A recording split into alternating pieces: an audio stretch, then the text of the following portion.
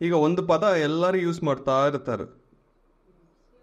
Universal, universe ನೋಡ್ಕೊಳ್ಳುತ್ತದೆ, universe ಕೊಡುತ್ತದೆ, universe ಅಂದರೆ ಏನು ಅಂತ ಕ್ವಶನ್ ಹಾಕಿದರೆ ಯಾರ ಹತ್ರ ಆನ್ಸರ್ ಇಲ್ಲ.